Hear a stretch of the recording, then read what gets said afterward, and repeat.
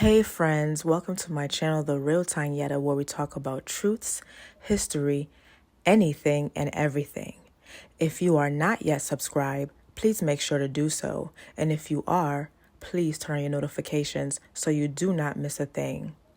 Now, without further ado, let's get into this video.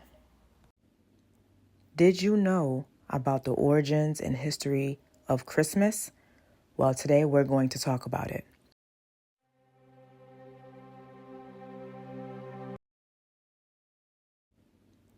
Did you know about the origins and history of Christmas? Well, today we're going to talk about it. Is the holiday based on an unscriptural teaching?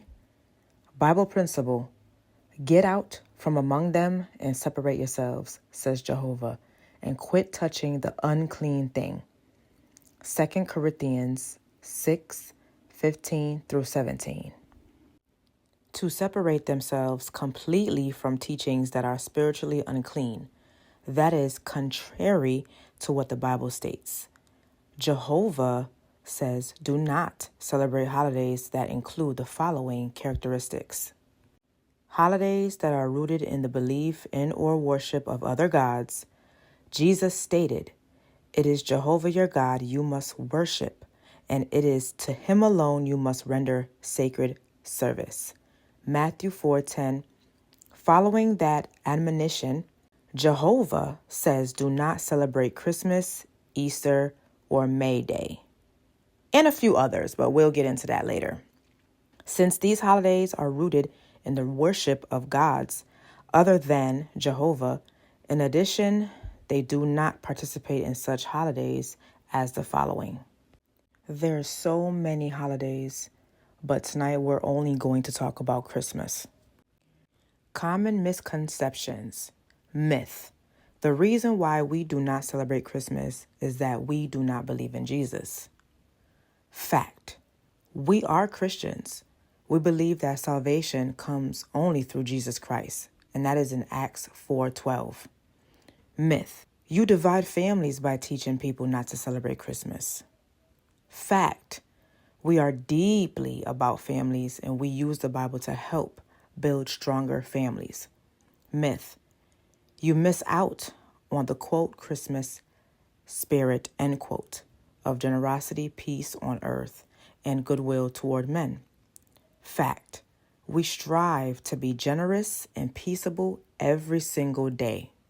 Like I mentioned to you guys in the birthday video, the origin of birthdays, the origin of Halloween, the origin of luck, etc.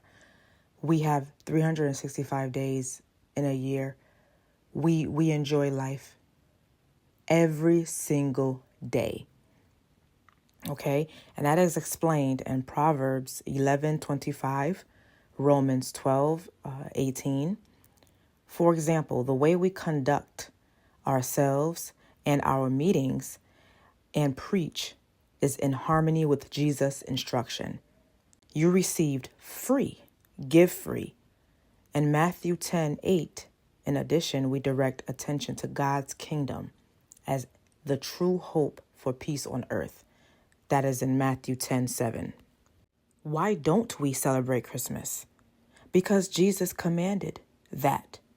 He commanded that we commemorate only his death, not his birth. And that is stated in Luke 22:19 and 20.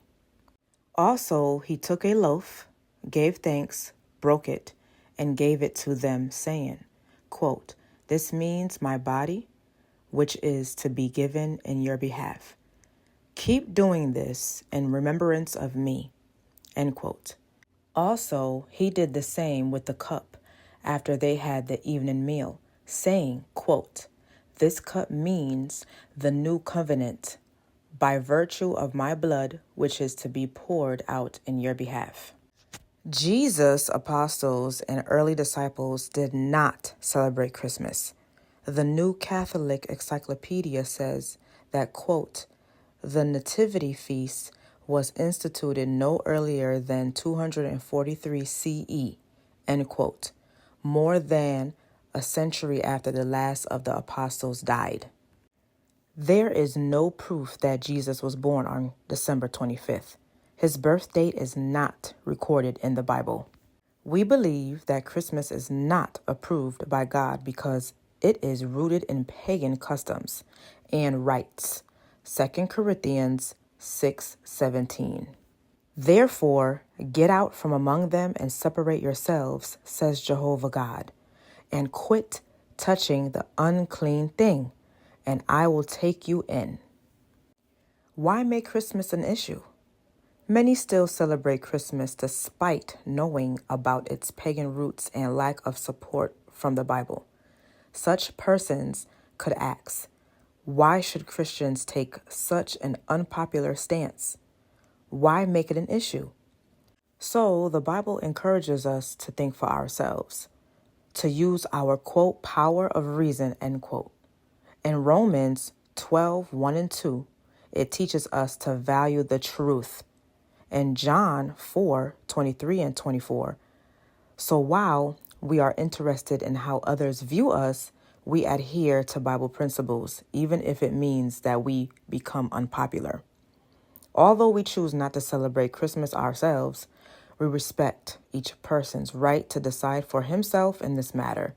We do not interfere in the Christmas celebrations of others. So now we're about to get deep. What does the Bible say about Christmas? The Bible's answer. The Bible does not give the date of Jesus' birth, nor does it say that we should celebrate his birthday.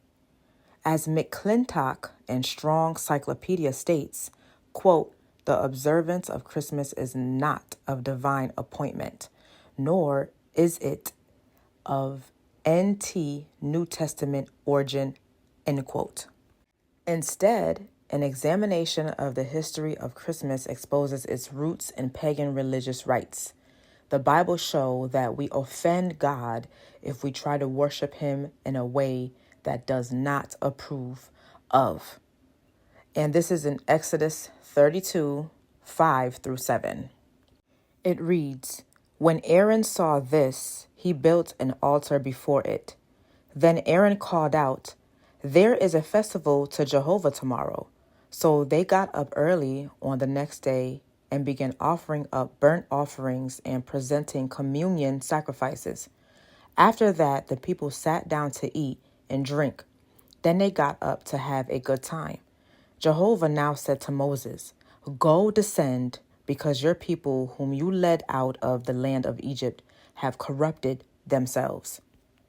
Now we're going to talk about the history of Christmas customs. Number 1, celebrating Jesus' birthday. The early Christians did not celebrate Jesus' birth because they considered the celebration of anyone's birth to be a pagan custom. And that's in the World Book Encyclopedia. Number 2, December 25th. There is no proof that Jesus was born on that date. Church leaders likely chose this date to coincide with pagan festivals held on or around the winter solstice.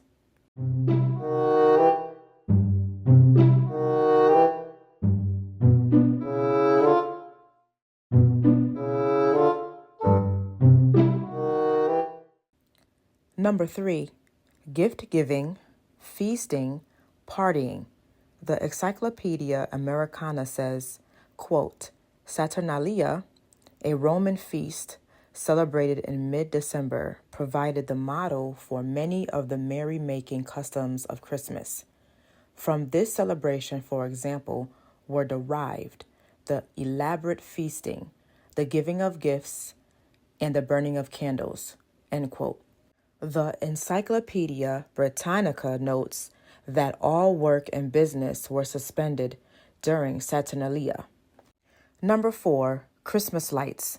According to the Encyclopedia of Religion, Europeans decorated their homes with lights and evergreens of all kinds to celebrate the winter solstice and to combat evil spirits.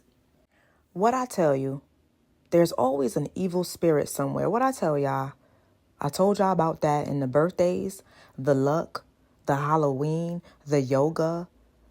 Like, there's always something to protect yourself from, or there's always something that you have to hide from. There's always something, I told y'all. Number 5, mistletoe holly. The Druids ascribed magical properties to the mistletoe in particular. The evergreen holly was worshipped as a promise of the sun's return. And this is in the Encyclopedia Americana. Number 6, the Christmas tree. Tree worship, common among the pagan Europeans, survived after their conversion to Christianity. One of the ways in which tree worship survived is in the custom of placing a Yule tree at an entrance or inside the house in the midwinter holidays. And this is also in the Encyclopedia Britannica. So I am going to get deeper, and I hope you guys are ready for this one, okay? So, when was Jesus born?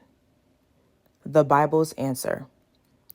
The Bible does not give a specific date for the birth of Jesus Christ, as these reference works show. The true birth date of Jesus Christ is unknown. This is in the New Catholic Encyclopedia. The exact date of Christ's birth is not known. This is in the Encyclopedia of Early Christianity.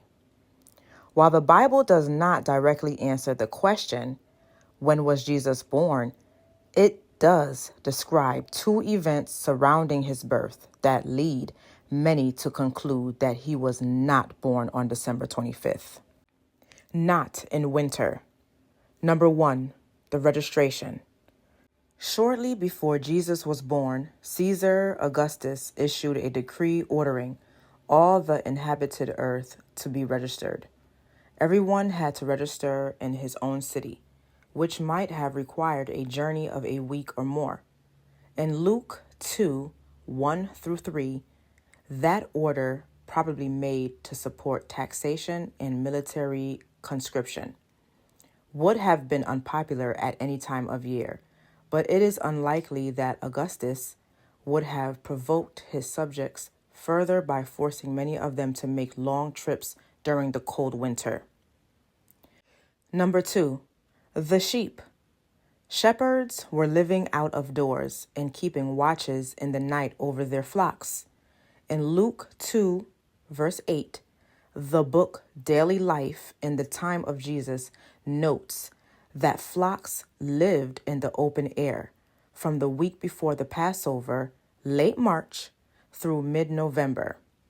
It then adds they passed the winter under cover, and from this alone it may be seen that the traditional date for Christmas in the winter is unlikely to be right, since the gospel says that the shepherds were in the fields. In early fall. We can estimate when Jesus was born by counting backward from his death on Passover, Nisan 14, in the spring of the year 33 CE. John 19, 14-16. Jesus was about 30 years old when he began his 3.5-year ministry. So he was born in the early fall of 2 BCE. In Luke 3:23. Why is Christmas on December 25th? Since there is no evidence that the birth of Jesus Christ occurred on December 25th, why is Christmas celebrated on this date? The Encyclopedia Britannica says that church leaders probably chose it to coincide with the pagan Roman festival, marking the birthday of the unconquered sun, and that's S-U-N, at the time of the winter solstice. According to the Encyclopedia Americana, many scholars believed that this was done in order to make Christianity more meaningful to pagan converts. Do y'all know what pagan mean? I'm going to break it down a little bit. Pagan definition, especially in historical context. a person holding religious beliefs other than those of the main or recognized religions. Similar: heathen, infidel, atheist, agnostic, skeptic, heretic, apostate, panem.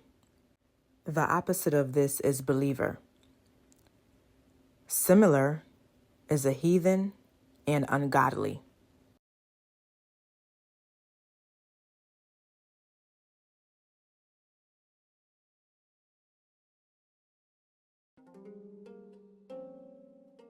Saturnalia was a festival in ancient Rome dedicated to the agricultural god Saturn, hence the name Saturnalia. The festival ran for an entire week from the 17th to the 23rd of December each year during the winter solstice. Out of all of the festivals in the Roman calendar, and there certainly were a lot of them, the Saturnalia was by far the most jolly and the most popular, with merrymaking, gift-giving, and even role reversals. Saturn, the god who gave his name to the festival, is quite a mystery in Roman religion. The surviving depictions of Saturn show him wearing a veil and holding either a sickle or a pruning knife, which suggests that he had some associations with agriculture and seed growing especially. Despite the mystery of Saturn's role in Roman mythology and religion, the god is well remembered due to his association with Saturnalia and his temple that still stands at the foot of Capitoline Hill in Rome, which was built in 498 BCE. The Temple of Saturn in the Roman Forum was a focal point of Saturnalia, and within the temple there once stood a cult statue of Saturn. At the beginning of the festival, the feet of Saturn were symbolically freed from the woolen bonds that tied him up for the rest of the year. And this was one way in which role reversals were manifested during the festival, a concept we will get to later in the video. This act of freeing Saturn's feet led to the god being associated with liberation, a concept prominently featured in the Saturnalia festival, where the strict and somewhat stifling social conventions of Roman society were forgotten, if only for 1 week. According to Livy's claim, the festival dates back to at least the 5th century BCE, but there seems to be evidence that it began much earlier than that. Lucian, a Greek satirist writing in the 1st century CE during the Roman Empire, tells of Kronos, the Greek Saturn, in his Saturnalia, and details what he will be doing during the festival, which he calls his 7-day reign, the time when Zeus, the Greek Jupiter, hands over the kingship to his father. But during the 7 days, I have agreed to conduct no business whatever, not even in politics. What I may do is drink and be drunk, shout, play games and dice, appoint masters of the revels, feast the servants, sing stark naked, clap and shake, and sometimes even get pushed headfirst into cold water with my face smeared with soot. This certainly tells us a bit about how Saturnalia was celebrated, which is quite helpful considering there is no one source that details the festival in its entirety. In the 5th century CE, Roman writers are still talking about the Saturnalia, with Macrobius using the festival as the setting of a dialogue concerning nostalgia for Rome's pagan rituals, when they were more prominent, prior to the growing influence of Christianity. Saturnalia began as a 1-day festival, but by the late Roman Republic it had expanded into a week-long celebration. Under the reign of the first Roman Emperor, Augustus, we see Saturnalia reduced to a more modest 3 days, but his successor Caligula increased it to 5. It seems, though, that the people ignored the official 5-day decree and still celebrated the whole 7 days. During the festivities, gifts were given to one another, and more informal clothing or synthesis were worn, rather than the standard togas. The Saturnalia was famously a time for partying, feasting, playing games, and merrymaking for all. Even slaves were free during the festival to let loose, have a gamble, and even drink in public. All of these jolly features of the Saturnalia led the Roman poet Catullus to describe the festival as the best of times. One of the key parts of the Saturnalia festival was the role reversal, seen in numerous traditions throughout the week. The Saturnalia Princeps, also known as the leader of Saturnalia or the more catchy Lord of Misrule, was chosen from the lowest members of a household and was able to spend the week conducting light-hearted mischief. Beyond the Lord of Mischief, reversal of roles and social conventions were also seen with the slaves and slave owners eating together, with the masters wearing the pileos or felt hat of a free slave, and some even going so far as to wait on their slaves, while the slaves were permitted to do whatever they wanted. This particular part of the festival may have been a way to let off some steam after an entire year of living within the strict social conventions of Roman society. On the third day of Saturnalia, Ops, the wife of Saturn, was celebrated with the Feast of Opalia. Ops was an earth goddess and the Roman deity of the harvest and fertility, and although she had a festival dedicated to her in August at the end of the harvest season called the Opicon Civia, she was also celebrated on the third day of the Saturnalia. The last day of the festival was known as the Sigillaria, which was named after a special market of the same name. On the final day of the Saturnalia, you would head to this special market in order to buy gifts, including candles, jellied figs, and most importantly, small terracotta figurines or sigilla. Sigilla could take the form of deities, heroes like Hercules, or common and sometimes comical figures associated with the giver or recipient. Candles were another popular gift because Saturnalia was associated with the winter solstice and the coming of light through the birth of the sun god Sol Invictus on the 23rd of December, the final day of the festival. The candles not only represented the light of the god, but each individual's personal quest for truth and righteousness. At the end of the festival, the feet of Saturn would once again be tied up in woolen bonds to be freed again the next year. With the timing of Saturnalia in late December and some of the key characteristics of the festival, it isn't surprising that it had an influence on the Christian celebration of Christmas.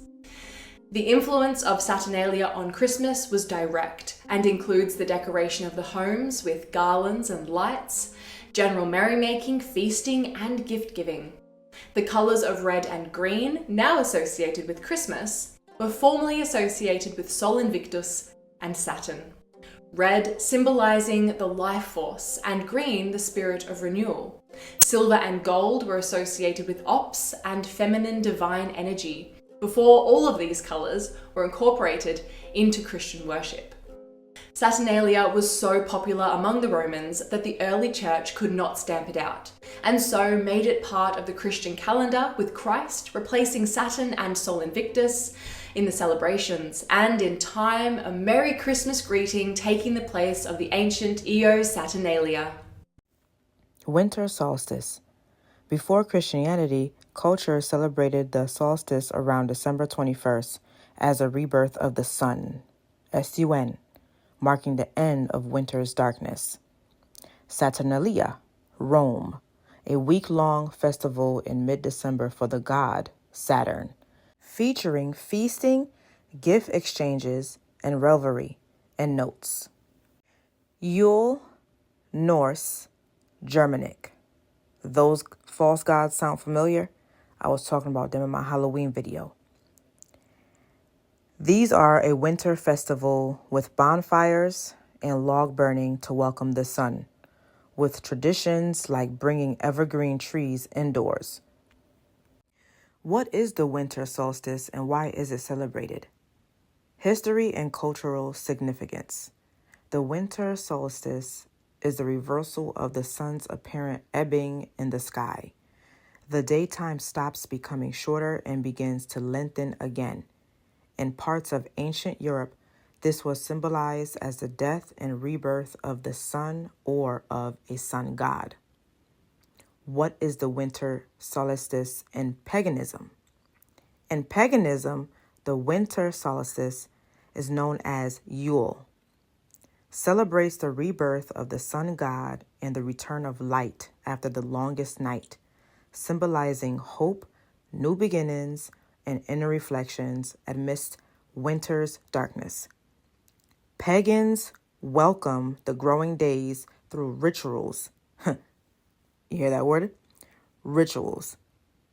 That is always in the connection of the false gods and the false holidays and celebrations that I've been talking about in my videos. Okay? Pagans welcome the growing days through rituals like lighting bonfires, Yule logs, feasting, decorating with evergreens, holly, mistletoe, and fir. And that's FIR. And focusing on spiritual renewal and setting intentions for the year ahead, honoring ancient traditions from Norse and Germanic cultures. The origins of the Christmas tree. Blend ancient pagan traditions of using evergreens for winter solstice, life warding off spirits with 16th century German Christian practices, where they use fir trees decorated as paradise trees for Adam and Eve plays, adding apples, wafers, and eventually candles. Martin Luther connection, evolving into the modern tree popularized global by Queen Victoria's German family tradition in the 1840s. Ancient roots, pagan and symbolic. Point. Evergreen symbolism. Ancient Egyptians, Romans, and Vikings used evergreen boughs to symbolize life and eternal life during harsh winters, hanging them in homes to ward off evil spirits, ghosts, and illness. Saturnalia.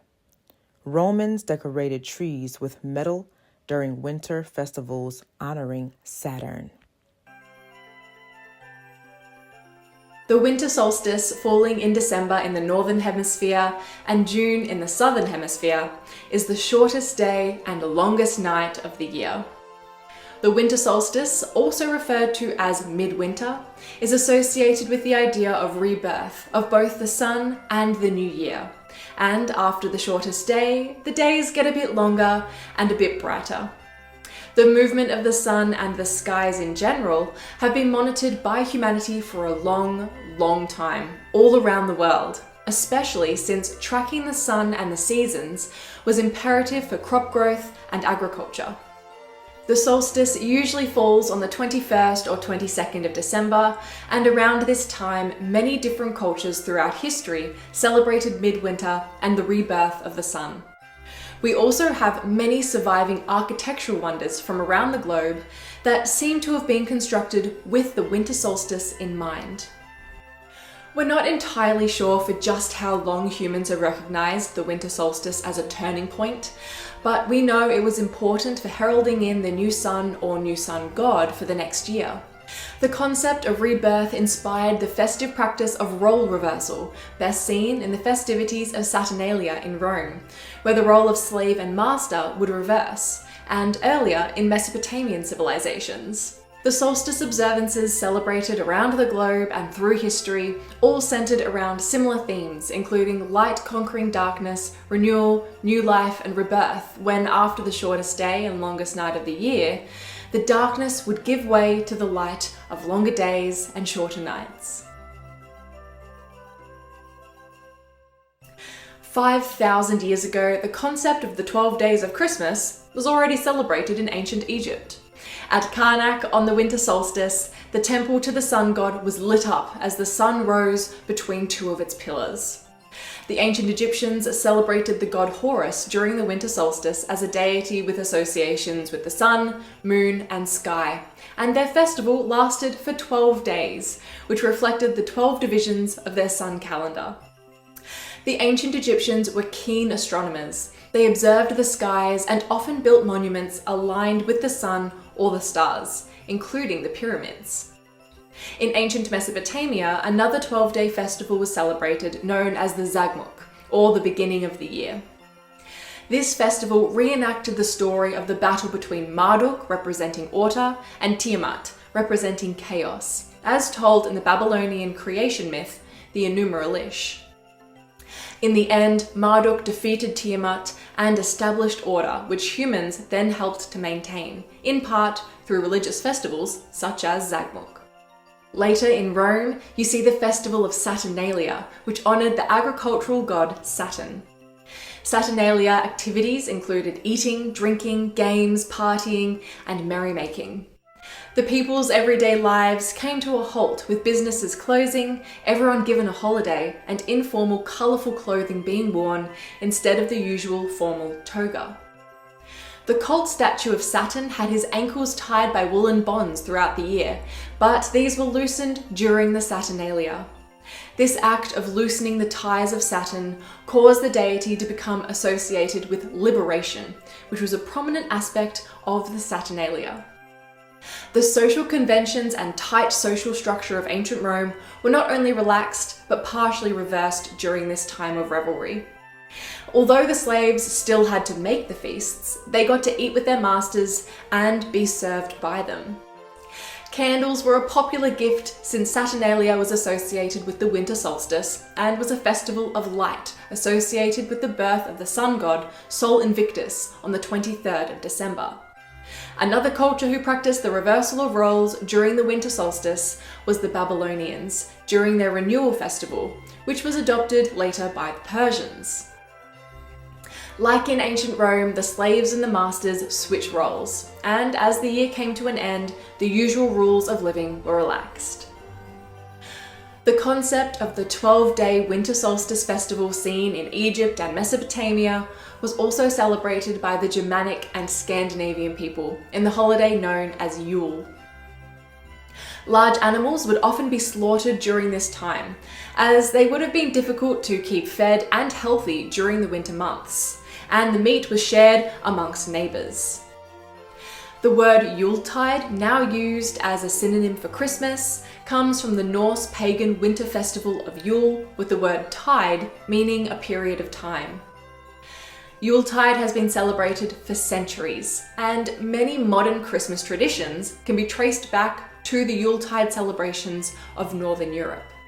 Some of these include decorating trees, Christmas wreaths, mistletoe, exchanging gifts, and perhaps even the figure of Santa Claus. Traditions celebrating light, renewal, and salvation, now associated by many with Christmas, were already observed long before the Christian era. During the Neolithic period in Germany, a number of circular ditches were built at a site now known as the Gosseck Circle, which used to be surrounded by logs with gates and was built to measure the sun's movements. Much like at Stonehenge, on the winter and summer solstice, the rising and setting sun perfectly lined up with the gates of the monument. In Britain, you can find what is easily the most famous structure from the Neolithic period associated with the winter and summer solstices, Stonehenge. Before the stones were erected, it was used as a place for cremation burials, but in phase 2 of the construction, circa 2500 BCE, the sarsen and bluestones were placed with great precision to line up with the sun's movements on midwinter and midsummer. The stones that would have framed the sun's movements during the solstices were the most carefully worked, and the entire site was carefully thought out in relation to the solstices. So it is generally agreed that Stonehenge was a temple or structure aligned with the sun's movements, but we don't actually know what kind of rituals took place during the winter solstice at the site.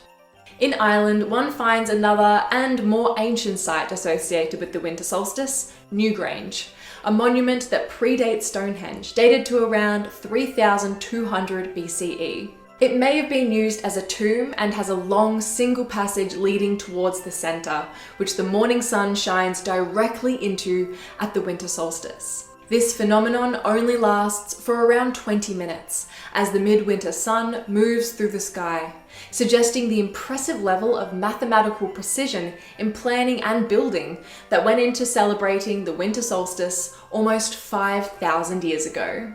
The origins of Christmas gifts. I want to talk about the gifts, but I need to talk about the 3 wise men first, because that's in significance to the gifts. So let's talk about 3 wise men first.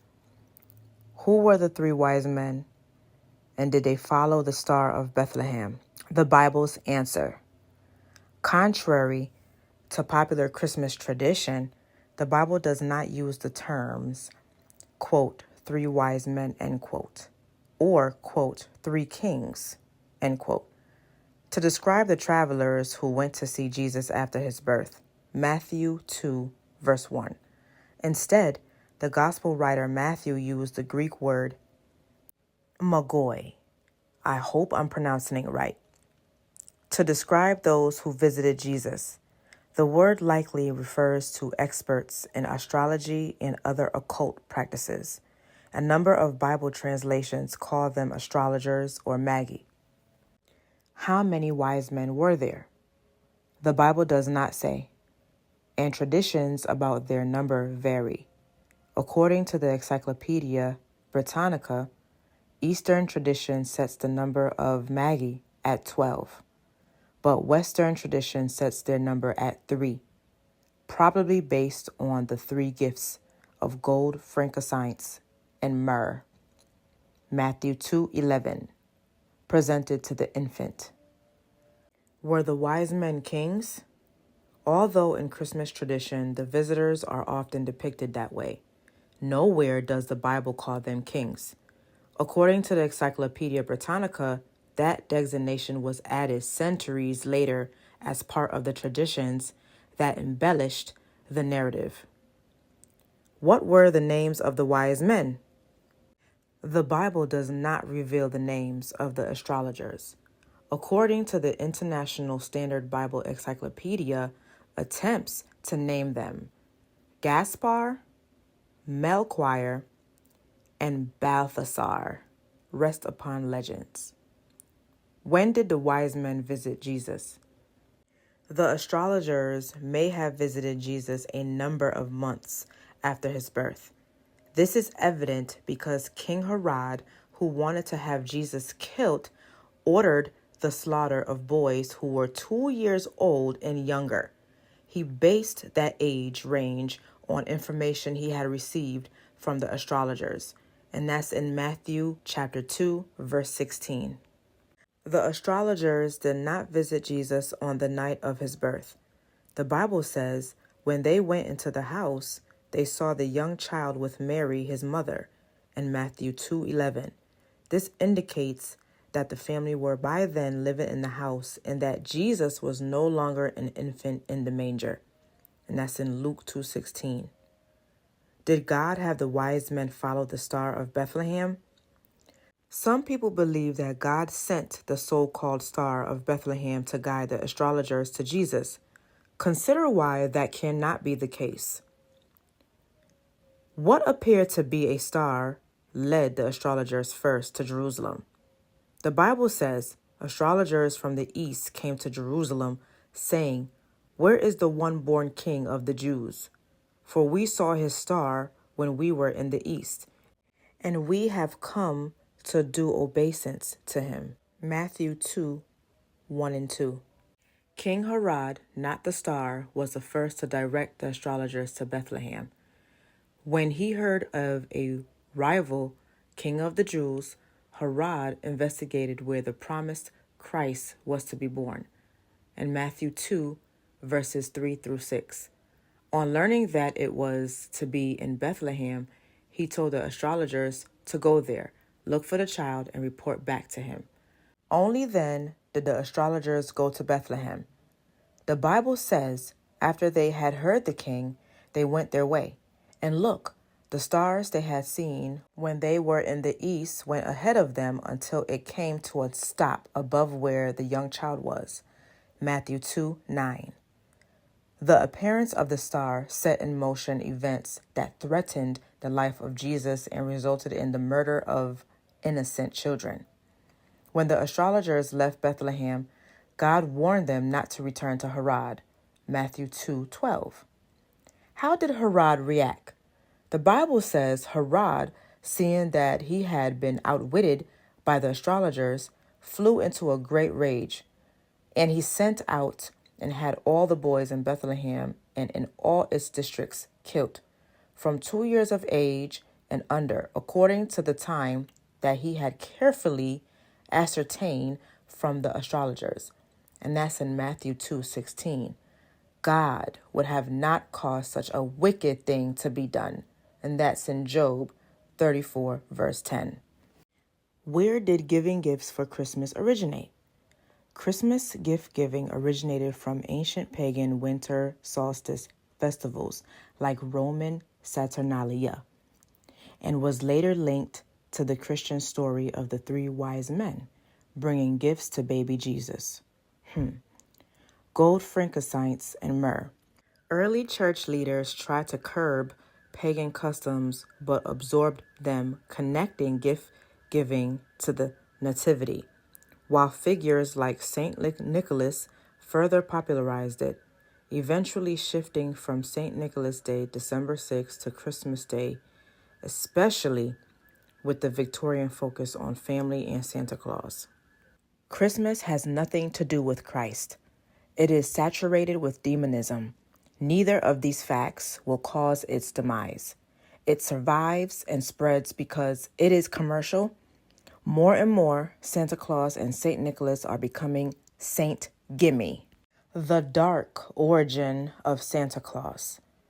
Santa Claus history involves pagan winter figures, St. Nicholas's harsh punishments for misbehavior, like canning or kidnapping, and terrifying companions like Krampus, a horned demon who punishes children, plus darker folklore like the French Pierre Fouettard, who dealt with cannibalistic innkeeper, showing early figures were far from the jolly modern Santa. The cheerful image comes from merging these harsher, older traditions with the benevolent Bishop Nicholas. Pagan roots in winter folklore. Odin and the Wild Hunt. Influences come from Germanic Odin, who led a ghostly winter procession. The Norse figures associated with harsh winter darkness and death. Krampus, the bad cop. To St. Nicholas, Krampus from Alpine folklore punishes naughty children with birch branches, chains, and sometimes carry them off in a sack, appearing on Krampusnacht, December 5th. St. Nicholas's darker tales. The cannibal story. One dark legend says St. Nicholas resurrected 3 boys murdered and chopped up by a butcher or innkeeper who planned to feed them to travelers during famine. Patron of prostitutes. A legend tells of St. Nicholas secretly providing gold for 3 daughters to avoid prostitution, leading to him being linked to sex workers. Notes: The Haunted Walk. And this article from Haunted Walks says The Haunted Walk. Companions and punishments. Pierre Fouettard, Father Whipper. In French tradition, this figure accompanies St. Nicholas dressed in black and carrying a switch or sack to punish bad children, stemming from stories of a murderous innkeeper. Zwarte Piet, Black Pete. In Dutch, Belgian tradition, this helper wears blackface, which has become a major point of controversy for being racist. Evolution to modern Santa. These harsher elements, particularly the punishing figures, were eventually separated from the benevolent St. Nicholas, who became the gift giver. The modern jolly Santa Claus is a mix of historical St. Nicholas and these folklore figures, becoming more secular and child-friendlier over time. SayHistory.com.